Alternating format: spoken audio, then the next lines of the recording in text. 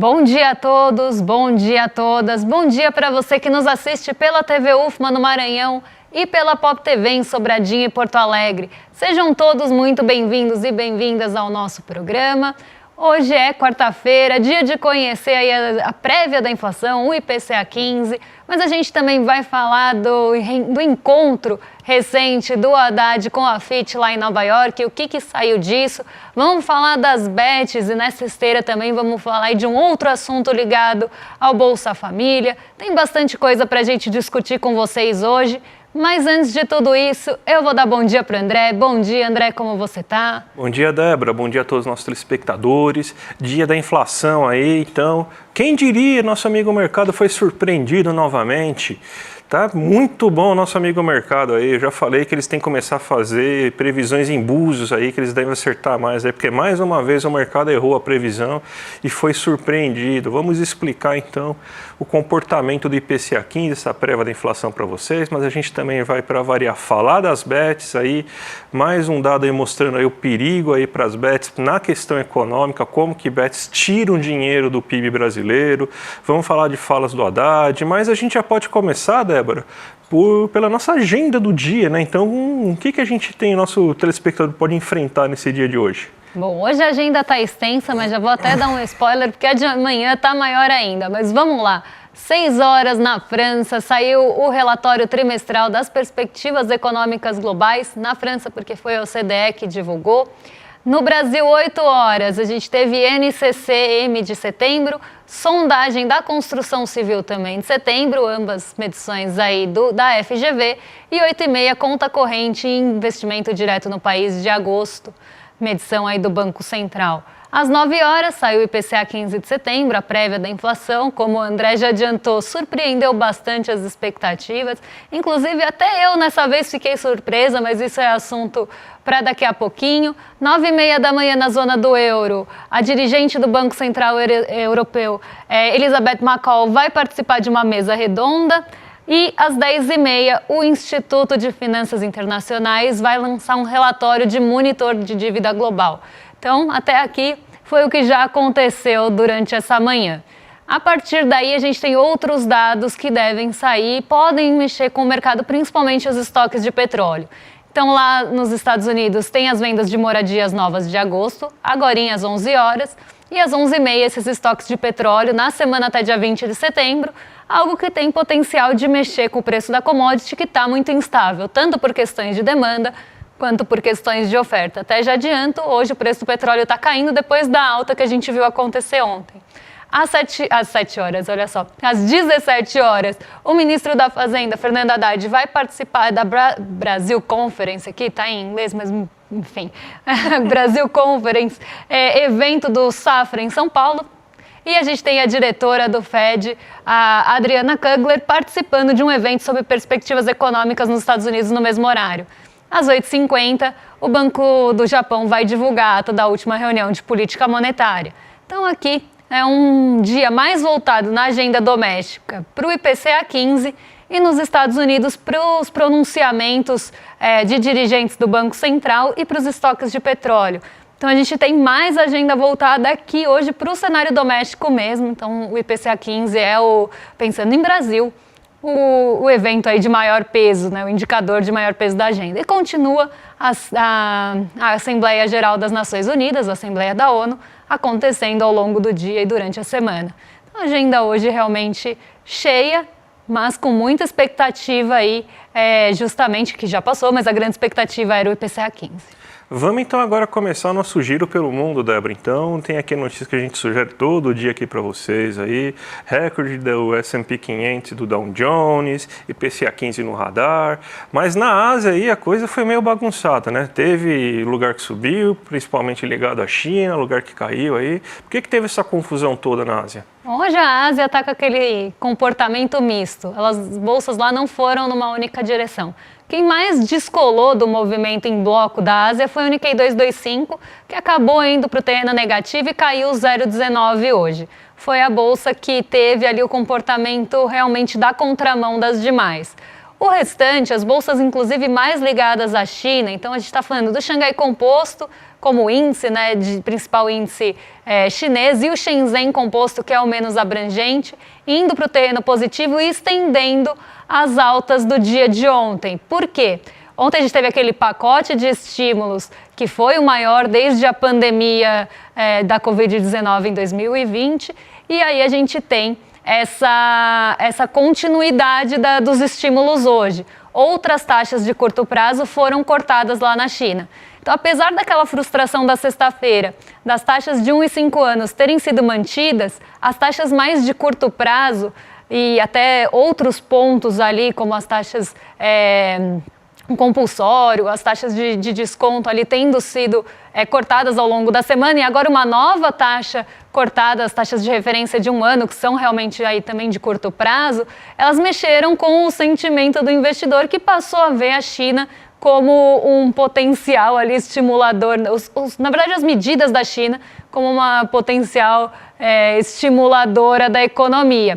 Então esse movimento continuou desde ontem, então com a divulgação do novo estímulo, as bolsas chinesas foram para o terreno positivo e levaram junto com isso aquele bom humor ligado ali às commodities. Então o preço das commodities também acabou acompanhando esse otimismo em relação à China. Então as bolsas mais ligadas à China, então além do Shenzhen Composto e do Xangai Composto, o Hang Seng lá de Hong Kong também ficou positivo. Então quem reagiu ao movimento da China e aos estímulos vindos da China acabaram indo ali para o azul, ficaram no positivo. Agora, o Nikkei 225 sofreu um pouquinho com realizações. Então, o movimento da Ásia acabou um pouco dividido entre as realizações de ganhos que aconteceram ontem e as bolsas que conseguiram estender o otimismo durante o dia hoje. Eu separei o Xangai Composto para pôr aqui na tela para vocês, porque ontem o Xangai Composto subiu mais de 4%, e hoje ele continuou com uma alta acelerada, inclusive liderando as altas lá no continente asiático. Ele subiu 1,16%, justamente por conta desses novos estímulos divulgados hoje. Isso está crescendo, inclusive, a expectativa do mercado, não só pela demanda chinesa, não só pelo aquecimento da economia chinesa, mas também daquela incerteza. Será que vão vir novos estímulos? E aí o mercado está otimista em relação a isso, que a China vai continuar soltando passo a passo ali, ou dia a dia, os seus novos estímulos e reforçando esse bom humor do mercado em relação à sua economia, que vinha ali bem fragilizada, né? Não a economia chinesa, mas as expectativas do mercado em relação à economia chinesa. E isso, apesar do índice de commodities, ele está ali em queda no momento, a gente viu durante a manhã o índice de commodities indo para o positivo e puxando no pré-abertura ali pontos importantes. Ele está caindo agora porque o petróleo virou, mas outros pontos aí ainda estão no positivo. Vamos então agora para o Brasilzão, que a notícia do dia é a divulgação do IPCA 15, aquele índice que mede a inflação entre os dias 15 de cada mês. Então acabou o dia 15 de setembro, já estamos passando do dia 25 já, então hoje foi divulgado o IPCA 15, desacelerou 0,3%, o mercado esperava 0,23%, e o único item que você pode chamar mais atenção aí em relação às demais foi a energia elétrica e também a conta de água, que teve alta aí, então você teve justamente esses índices puxando aí, esses itens puxando aí o índice para cima. A gente montou aqui um gráfico, inclusive, para vocês verem, né? O que subiu, o que caiu aqui. Você teve aí essa queda, esse aumento geral aí de 0,13%, mas você vê como que você teve muito alimento tendo queda aí nesse mês. O arroz, feijão, batata inglesa, tomate, cebola. O café moído aí, o café moído aumentou, então o café é um problema até mundial, né? A gente já estava falando em relação a isso, porque justamente onde teve área de queimadas, então você pode perceber que o que sofreu mesmo foi na questão de queimada. Então onde você teve maior concentração desses focos de incêndio criminosos que aconteceram aí durante esse mês, você teve alto café, frutas, a banana principalmente foi a que mais subiu aí nesse mês aí. Você teve as carnes subindo também, então muita agropecuária na região centro-oeste do Brasil, que fez com que crescesse o preço das carnes e dos leites e derivados, mas onde não teve essa concentração tão grande de incêndios perto dos centros urbanos, por exemplo, aqui em São Paulo, você teve incêndio sim, mas não foi que nem a gente viu em outras regiões aqui do Brasil, você não teve um impacto tão grande no preço dos alimentos. Então isso aí amenizou um pouco, porque o que realmente foi afetado foi aquelas regiões aí, a produção de alimentos daquelas regiões onde realmente o fogo pegou forte.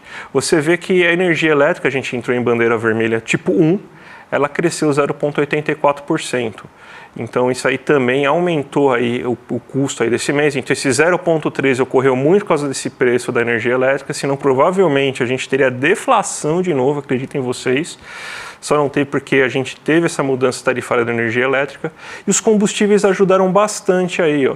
0,66% de queda da gasolina, 1,22% do etanol. E o etanol até surpreende, né? Porque a área de queimada aqui na região na região nordeste, a região sudeste aqui do Brasil, ela foi bem afetada, aí os canaviais foram bem afetados, mas a gente pode ligar também aqui um sinal de alerta aqui que, na verdade, o que queimou não foi a cana-de-açúcar em si, né? Foi a palha da cana-de-açúcar. Será que então foi criminoso essa queima aí, já que não teve impacto na produção de açúcar e álcool, né? Álcool etanol?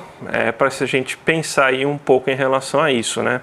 Mas vamos ver também agora, Débora, como que a gente tem então o impacto disso naquela cesta que a gente faz todo santo mês, porque ó, a gente vê aí que você teve alta no açougue, já foi explicado aí que isso daí fez justamente da questão da agropecuária aí, porque você teve então que boa parte da agropecuária brasileira acontece no centro-oeste, lá teve muita queimada, piorou as condições aí de produção de gado, então isso afetou, por exemplo, o leite, mas afetou o preço das carnes esse mês, então o açougue teve uma subida, e com isso no ano, nos últimos 12 meses, você está com a carne 0,66% mais cara do que estava um ano atrás, lembrando que a carne caiu muito em 2023, a feira está começando a baixar mais um pouco, então a gente vê que tirando as frutas, as hortaliças, as leguminosas, elas tiveram uma boa queda, então mais uma queda na feira, 1,81%, então o acumulado que já chegou mais de 25%, agora está em 7,5%. O mercado também subiu um pouco, você teve alta de itens de alimentos industrializados, itens de limpeza e outros aí que fizeram com que o mercado subisse 0,19%, então ele está acima inclusive da inflação. Os boletos subiram 0,09%, puxado principalmente pela água e energia elétrica, então ele já está com o acumulado 2,9%. E o lazer subiu 0,11% aí, também abaixo aí do que a gente viu aí da inflação no acumulado, mas ele está em 4,86%, está acima aí dos 12 meses registrados. Então a gente pode chegar aqui numa conclusão bem óbvia, eu quero que a Débora também comente isso aí com a gente depois, que é o seguinte, a inflação desacelerou. Você teve um impacto menor e, vamos ser sinceros, tanto eu quanto a Débora fomos surpreendidos porque a gente achava que o impacto nos alimentos era menor, seria maior, mas a gente já estava falando para vocês que a Selic não ia afetar isso. A Selic não ia melhorar a produção de alimentos. E já tem analista falando que a inflação desacelerou por causa da alta de juros que teve na semana passada. Você tem noção da cara de pau que você tem numa situação dessa? Gente falando nisso, eu estava ouvindo, para variar, eu ouço a rádio de manhã para fazer esse exercício ingrato para vocês e levar as notícias do submundo aí, dos liberais de mercado para vocês. Aí questionaram, inclusive, a economista que estava falando lá, não, mas espera aí, a gente teve a inflação desacelerando nos últimos 2 meses, a gente teve deflação oficial em agosto, por que então o Banco Central decidiu subir juros? Então não quer dizer que o Banco Central errou? Não quer dizer que o Banco Central tomou uma atitude errada? Daí a desculpa foi uma das melhores que eu já ouvi na vida. Não, mas é que até os analistas de fora estão achando estranha essa atuação do Banco Central, mas é que eles não entendem as particularidades aqui do Brasil, como que a gente tem problemas fiscais gravíssimos, a gente gasta muito com o judiciário, então o Banco Central agora, a discussão é sobre se deve crescer tanto assim a taxa Selic, ou seja, não saiu do radar a discussão de aumentar a taxa de juros. Mesmo com esse dado mostrando aí, mais uma vez, que eles estão errados. Então eles continuam com a desculpa, eles vão perdurar na desculpa aí mesmo com a inflação caindo, sendo que você vai somente afetar a parte do lazer aqui, que quando a gente fala aí, a gente tem que traduzir toda vez para vocês, é o seu dinheiro, comerciante, é o seu dinheiro para quem faz uma atividade de lazer, cabeleireiro, manicure, é o seu dinheiro que trabalha com serviços, é isso que vai reduzir o seu dinheiro e você não vai poder cobrar tão caro e a inflação vai controlar por aí. Então, mais uma vez, a gente vê aí, dando malabarismos, duplo twist escarpados e tudo mais, é para você tentar justificar o injustificável, mas mesmo assim, parece que os analistas conseguem, Débora. E a cara de pau é tão grande, André, porque o IPCA 15 mede 15 a 15, vamos combinar, então está medindo 15 de agosto a 15 de setembro. E as pessoas tiveram a coragem, a paixão de falar que foi reflexo de juros. Primeiro que política de juros demora um tempo para dar efeito. E a política foi no dia 18. A reunião do Copom foi quarta-feira passada, depois do dia 15. Então, assim, a cara de pau sem limites falar uma coisa dessa. E aqui eu até, como eu falei, eu também esperava uma inflação de alimentos um pouco maior, até por todo o efeito das queimadas. A gente teve ali a deflação de alguns preços que estavam pressionando bastante, principalmente ali cebola, tomate, que já vem caindo há algum tempo, mas hoje de manhã eu também tenho esse esforço, não pelo rádio, mas pela captura ali de mercado, né, de notícias de mercado que eu faço de manhã. Um dos pontos ali era justamente, nós acreditamos que a inflação vai acelerar em setembro, então em agosto ela tinha ficado em 0,19 e o mercado esperava 0,28 para esse IPCA 15 de setembro. Então, já pensando nessa aceleração inflacionária, o Banco Central vai ter que subir juros na próxima reunião. Só que isso não aconteceu, assim como não aconteceu no mês passado. E assim como o mercado vem errando de forma sistemática ali as suas projeções para tudo. Para a pesquisa mensal de serviços, para a pesquisa mensal da indústria, para a pesquisa mensal do comércio, todos os parâmetros eles erram e normalmente subestimam. E nesse caso jogaram para cima. Então aqui eu vejo também uma tentativa de mostrar essa surpresa sempre. E eu acredito que eles até realmente achavam que o IPCA 15 ia subir para tentar reforçar essa narrativa de Selic mais alta. Inclusive, o mercado financeiro já está pressionando, daqui a pouquinho a gente vai falar um pouquinho mais sobre isso, mas já está pressionando para alta de 0,5 ponto percentual na próxima reunião de novembro. Então, parece que não tem limite. Então, já que agora o IPCA 15 não vai poder ser usado, então vamos usar outra desculpa, vamos girar a roleta das desculpas e vai que cai no risco fiscal. Vai que cai na desancoragem das expectativas. Vamos tentar achar alguma narrativa que confunda as pessoas, que elas não entendam muito bem. Vamos falar de PIB potencial, já que as pessoas não sabem muito bem o que é isso, elas só vão repetir mesmo. Então aqui começam essas outras justificativas para a alta da Selic. Mas a inflação, de certa forma, ela está controlada e o que está pressionando não é sensível a juros. O preço da feira não é sensível a juros. O preço das frutas que está subindo não é sensível a juros. O que é sensível a juros realmente é a renda das pessoas. E isso está lá na ata do Copom, inclusive. Tem muita demanda. Os gastos estão aumentando o crédito, as famílias estão gastando muito também. Está com muita demanda ali, vamos controlar isso. O emprego está chegando perto do pleno emprego, olha que perigo. Então vamos tentar frear isso, porque aí a gente baixa na marra a inflação. Se a gente estrangula o lazer, se a gente estrangula os serviços, a gente baixa na marra, mas o seu bolso vai continuar penalizado ali pelos alimentos que não vão ter sensibilidade nenhuma, assim como o combustível não tem sensibilidade nenhuma. Então aqui, né, a gente vê essa construção. E eu achei uma cara de pau sem fim mesmo, falar que a inflação do IPCA 15 caiu, ou veio abaixo do esperado, né, não é que caiu, mas desacelerou e veio abaixo do esperado por conta da taxa de juros. Dá licença, faça-me o favor, que horror falar isso, porque não faz nem sentido falar isso. Mas é para a narrativa dar certo, né? Vamos falar outra coisa que deixa a gente bravo, Débora, que é BET. BET está acabando com o Brasil, literalmente está arrebentando o PIB. Se a gente imagina o que a gente poderia ter crescido esse ano se a gente não tivesse tanto dinheiro sendo jogado no ralo com as BETs. Porque cada vez que você coloca dinheiro aí na BET, ele não vai gerar um emprego, ele não vai fazer com que a pessoa que recebe esse dinheiro compre um bem, um novo serviço. Não gera emprego nenhum no Brasil, essas empresas nem no Brasil estão. E olha que interessante a gente tem aqui. Você tem aqui que os beneficiários do Bolsa Família, que é justamente a notícia que a gente colocou aqui, gastaram 3 bilhões com bets. 3 bilhões. E eu não estou falando isso no ano, tá, gente? Eu estou falando isso no mês de agosto. Em um único mês, 3 bilhões de recursos do Bolsa Família viraram bets. E a gente sabe que o alvo das bets é justamente as pessoas com menor renda, as pessoas mais carentes, as pessoas que mais vivem a questão da ilusão que tanto vende. Por isso que coach consegue ficar tão famoso hoje, porque vende a ilusão de que vai conseguir enriquecer fácil. E a bet faz parte disso. Aí o que você tem? Você tem então as bets prometendo que você vai enriquecer e as pessoas mais carentes entram nessa brincadeira. Tanto que eu estava recebendo até algumas denúncias no fim de semana de que celulares mais baratos, os celulares de primeira, de entrada das empresas, elas já vêm com com aplicativos de casas de apostas instalados.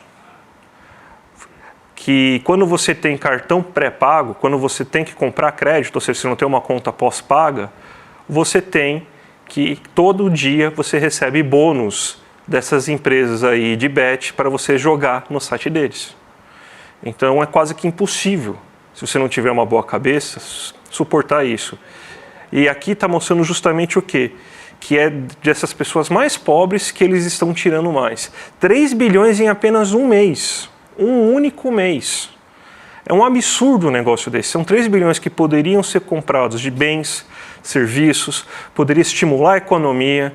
Esses 3 bilhões poderiam ter virado, se a gente fosse pensar assim, de uma conta bem rápida, poderia ter virado 6, 9, 12 novos bilhões em comércio e serviços, poderia aumentar emprego. Mas não, foram para a bets. Olha que absurdo isso. A bet está acabando e está endividando o brasileiro e está atuando no brasileiro mais carente, porque ela sabe justamente qual que tem que ser o alvo deles. Então, além de tudo isso aí, por enquanto, não sei se é crime, mas que é de uma imoralidade absurda, é. E a gente fez até um painel aqui para vocês, para a gente pegar os pontos principais aí levantados em relação a bets no mês de agosto, porque realmente os dados são alarmantes e a gente precisa falar sobre isso. Principalmente porque a gente está falando aqui do Bolsa Família, a gente está falando de beneficiários de programas sociais e o dinheiro colocado na mão dessas pessoas multiplica. Então, normalmente, quando você tem um programa desse para redistribuir renda, você está colocando dinheiro na mão das pessoas que elas vão gastar esse dinheiro e esse dinheiro vai reverter realmente num comércio, vai reverter ali num comércio local, num serviço que ela vai consumir e isso gera um multiplicador. Acontece que quando você coloca esse dinheiro na mão de donos de bets, e aí que mora o problema, porque normalmente não são nem empresas brasileiras. Para quem não sabe, a maioria das bets elas são registradas lá em Curaçao, que além de ser um paraíso fiscal, é um paraíso dos cassinos. Além de ser muito bonito, é um paraíso natural também, mas é um paraíso fiscal e de cassino. E lá, a regulamentação é muito frágil. Se você tentar buscar algumas informações sobre as empresas registradas lá em Curaçao, você não encontra. E aí elas seguem as leis de Curaçao, porque ainda não tem a regulamentação de fato aqui, está tendo todo aquele pedido de licenciamento no Ministério da Fazenda. Se você entrar lá no sistema, você até consegue ver quem já pediu, quem não pediu, mas são empresas de fora e normalmente os donos dessas empresas também são de fora do Brasil. Então é dinheiro que vai para fora. E aí sabe Deus para quem? Tem alguns que a gente sabe, por exemplo, tem empresas ali com capital aberto em Reino Unido, enfim, mas vai sabe Deus para onde, né? E não tem nada de benefício aqui para o Brasil, para o nosso país. É um dinheiro que realmente vai pelo ralo. É um dinheiro que não deixa nada de bom, a não ser deixa aqui no país os malefícios, deixa aqui no país o rastro de destruição e não gera nada de bom. Então vou colocar aqui para vocês na tela esse raio-x para a gente ter uma noção do tamanho do problema. Porque dos 20 milhões dos beneficiários do programa de transferência de renda, 5 milhões fizeram apostas no mês passado. Então a gente está falando aí de 25% dos beneficiários do Bolsa Família participando ou tendo ali uma aposta no mês passado. É 1,4, gente. Então, realmente uma coisa que está ali justamente mirando essas pessoas, com essa promessa de ganho fácil, com essa promessa de enriquecimento rápido.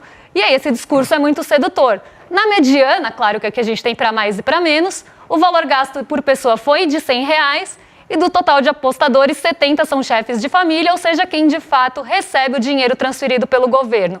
E do montante destinado às empresas de apostas, aqui no caso, corresponde a 20% do valor total repassado pelo programa no mês. Então a gente está falando que 20% do total de dinheiro repassado pelo Bolsa Família foi para a mão das casas de apostas. Então, de R$5 que um beneficiário do Bolsa Família recebeu, R$1 desses 5 foi para a casa de apostas. E R$1 desses 5 que ficariam aqui no Brasil poderiam gerar todo esse multiplicador que a gente está falando. Ah, parece pouco, R$1 em 5. Só que é 20%, né, do benefício do Bolsa Família mesmo. E aí a gente tem aqui o valor que a gente tem ali estimado do Bolsa Família e que é aí que dá os 3 bi. Então 3 bi não é pouco não, parece 1 em 5, 20%. Gente, são 3 bilhões que saíram do país e não deixaram nada de bom aqui. Não geraram emprego, não geraram multiplicador, não geraram nada. Foram realmente para fora e aqui só deixaram realmente os rastros de tristeza e destruição. E aí o Banco Central também estimou que o valor mensal via Pix, é que eles estão fazendo só o levantamento do Pix. Não tem TED, não tem outras transferências. Só via Pix, o valor mensal de transferências para a Bet variou entre 18 e 21 bilhões. A gente está falando que em um mês pode ter saído sangrado do Brasil 18 a 21 bilhões só via Pix, de um dinheiro que não vai reverter em nada. Numa promessa de ganho fácil. E somente em agosto também somou 20,8 bilhões, mais de 10 vezes o 1,9 bilhões arrecadados pela loteria da Caixa Federal, da Caixa Econômica Federal, desculpa. Então eu vi até umas pessoas falando, é muita hipocrisia vocês falarem da Bet e não falarem da loteria da Caixa Econômica. A Caixa Econômica primeiro é regulamentada aqui no Brasil, a Caixa Econômica segue as leis do Brasil, essas outras empresas elas não seguem por enquanto a lei aqui. Se você tentar buscar algum respaldo em relação a alguma coisa que que acontecer com você em relação às bets, você vai receber no máximo sinto muito, dane-se você, tá? Então, nem talvez o sinto muito, só o dane-se você. Então, aqui foi mais de 10 vezes o valor arrecadado pela loteria em um mês. Então, vocês têm ideia do buraco que é isso aí? É esse ponto que eu queria chegar. Porque realmente, é o que eu falei, não vai trazer nada de bom para cá. E vai todo esse dinheiro sangrar, e esse dinheiro poderia estar trabalhando aqui para a nossa economia. Mas não está. Não está indo para serviço, não está indo para comércio, não está indo para qualquer outra atividade brasileira, e está indo realmente para a mão das casas de apostas, e por isso que as casas de apostas acham que o Brasil é um mercado tão lucrativo e estão aumentando as suas operações aqui. Só para complementar você, antes da gente fazer nossos merchans aqui, a Caixa Econômica, a loteria da Caixa, pelo menos, ela tem emprego, gera emprego, né? Tem uma loteca por esquina nesse país, né? É outros 500, né, gente? Não vamos comparar uma coisa com a outra. Mas vamos chamar vocês aí para 2 recados que a gente tem muito importante hoje, porque no domingo a gente vai ter o lançamento do novo livro aí do Gessé Souza aí, O Pobre de Direita. Então, faltam 4 dias para isso e a gente vai tentar explicar justamente aquele parente, aquele amigo aí que vive defendendo o bilionário, que reclama de direito trabalhista. É o famoso caso aí da barata que volta no chinelo, né? Então, por que ele faz isso? Por que ele tem esse comportamento? Você quer entender tudo isso? Ó, no dia... no domingo aí, no dia, qual que é o dia mesmo? No domingo, dia 29 de setembro, eu estou meio perdido aí, gente, perdão, mas dia 29 de setembro vai ter então essa live às 8 horas da noite, e para não ficar perdido que nem eu aqui com data, já se inscreve aqui, seriemercado.com.br, daí você não esquece, e você já assina o sininho lá, e vai valer muito a pena, vai valer muito a pena aí para vocês. E vamos também, Débora, chamar, porque parece que tem novidade lá no Sou ICL, quem não lembra, o Sou ICL é o nosso canal aí, a nossa lojinha de ICL, que você acha bonés, acha chaveiro, acha camisetas, e tem camiseta nova na área, né, Débora? Exatamente, eu peguei até uma aqui, que estava aí na tela, mas olha só, sua saúde mental vale mais que discutir na rede social. Eu devia usar essa porque eu sou do tipo que lê comentários, né? Então a minha saúde mental vale mais que isso, mas não consigo ainda me desprender. Talvez se eu colocar a camiseta, arte aí da Paula Vilar, eu consiga melhorar os meus hábitos aí destrutivos de ler comentários e discutir com comentários ali nas redes. Acho que a minha fala por si só, né? A minha acho que não precisa de muita explicação, não, né? De tudo que a gente já falou hoje, né? Então vamos entregar para os nossos vizinhos aí, a Robertinha Garcia continua no rolê, né? Então vamos lá? Continua dando rolê, então vocês vão dar agora um rolê com a Robertinha Garcia e com o Guga Noblat, e a gente volta amanhã com os assuntos que ficaram pendentes de hoje e outros assuntos de amanhã, que amanhã a agenda tá cheia. Um beijão e até lá. Até mais, gente. Tchau, tchau. Olá. Nós sabemos que o povo não é bobo. Mas muitas vezes o povo, sobretudo os mais pobres, são manipulados por políticos que visam conquistar apoios para teses que prejudicam exatamente essas pessoas. Como se dá essa manipulação? Manipulação que só serve para defender e proteger os interesses de uma elite rica, que não tem nenhum compromisso de verdade com a vida desses que sofrem mais e que trabalham muito. Não tem compromisso com o bem-estar da população. Nós vamos exibir aqui no ICL uma aula. O nome é O Pobre de Direita. É o nome do mais novo livro do professor Gessé Souza. Ele vai mostrar como que pessoas simples, pobres, defendem políticos que só as prejudicam. Quer saber como? Liga aí, dia 29 de setembro, um domingo, às 8 da noite, Gessé Souza vai dar uma aula magna para você, de graça, aqui no ICL. Venha saber quem é o tal Pobre de Direita.